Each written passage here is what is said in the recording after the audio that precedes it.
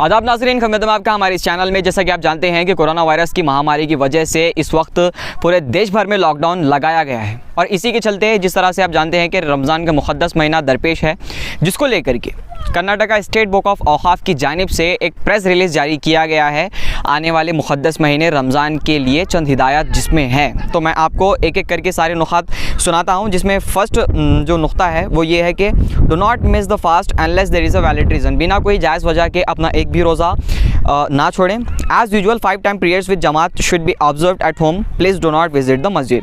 5 वक्त नमाज़ें अपने घरों में ही अदा करें, कोई भी शख्स मस्जिद को ना जाएँ।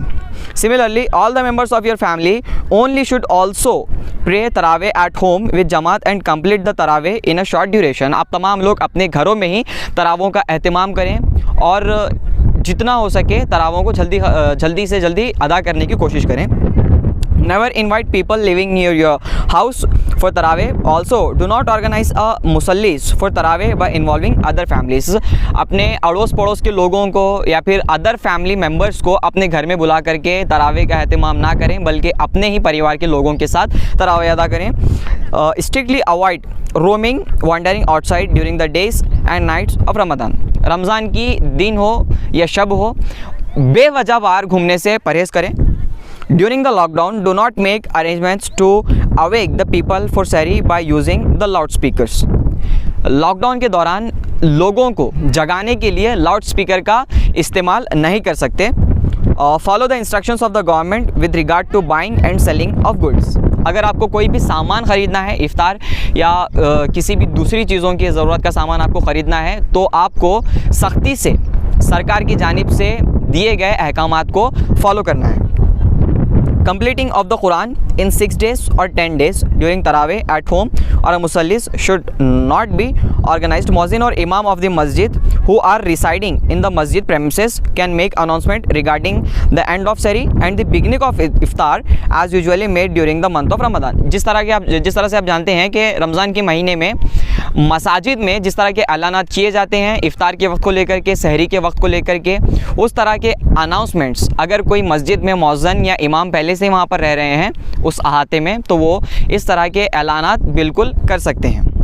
इसके बाद है कि एनी काइंड ऑफ सहरी और इफ्तार parties should be completely avoid. किसी भी किस्म की इफ्तार पार्टी बिल्कुल भी सख्ती से इसका यहाँ पर मना किया गया है। During the days of Ramadan remember to help the poor and needy, offer your ज़कात एंड सदका to help your relatives and neighbours, also help your non Muslim neighbours who are in need. ये बहुत ही इंपॉर्टेंट पॉइंट यहाँ पर mention किया गया है कि जितने भी आपके आस पड़ोस में आप नज़र रखें और कोई ज़रूरतमंद हो, मुस्तहिक़ीन हो, उन तक जितना हो सके इमदाद पहुंचाने की कोशिश करें, जितना हो सके उनकी मदद करने की कोशिश करें। In the holy month of Ramadan especially during the blessed hours of इफ्तार एंड तहज्जुद स्पेशल दुआस should be made for the wellbeing of our country and entire humanity for the eradication of the disease. तहज्जुद और इफ्तार जैसे औक़ाफ़ में ख़ास दुआ करें इस बीमारी को ख़त्म करने के लिए, और जितना हो सकता है ज़कात और सदका अदा करें।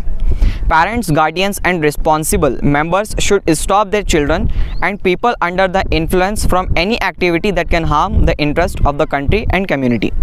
आप जितने भी वालिदैन हैं या फिर गार्डियंस हैं, वो अपने बच्चों को सख्ती से मना करें ऐसी हरकतों से जिससे कि समाज को या फिर कंट्री तक एक गलत मैसेज आए मुसलमानों के रिलेटेड।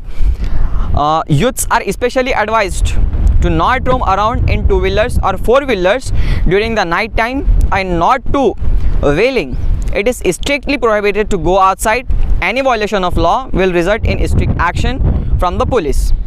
और रमज़ान में एक बहुत ही ख़राब आदत देखी जाती है कि जिस तरह से नौजवान व्हीलिंग करते हैं या 2-व्हीलर और 4-व्हीलर पे बिला वजह बाहर फिरते हैं, उसको लेकर के भी यहाँ सख्त हिदायत जारी की गई हैं।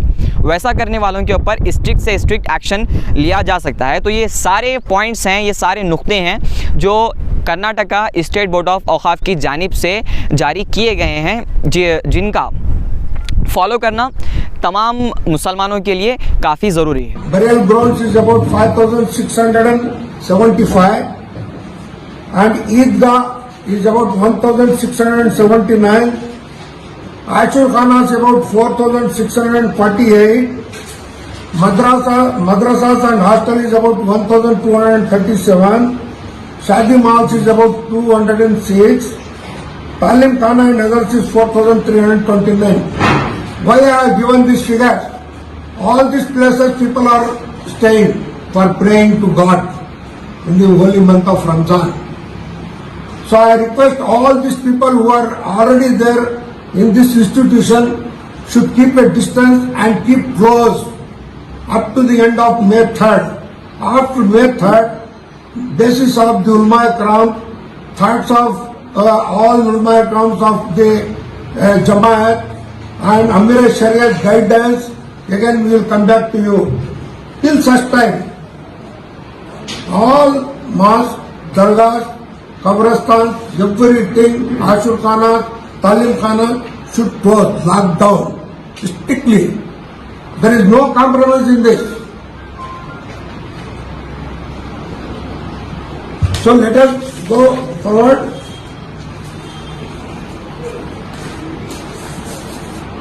This is our Amir Sharia has given these guidelines to us.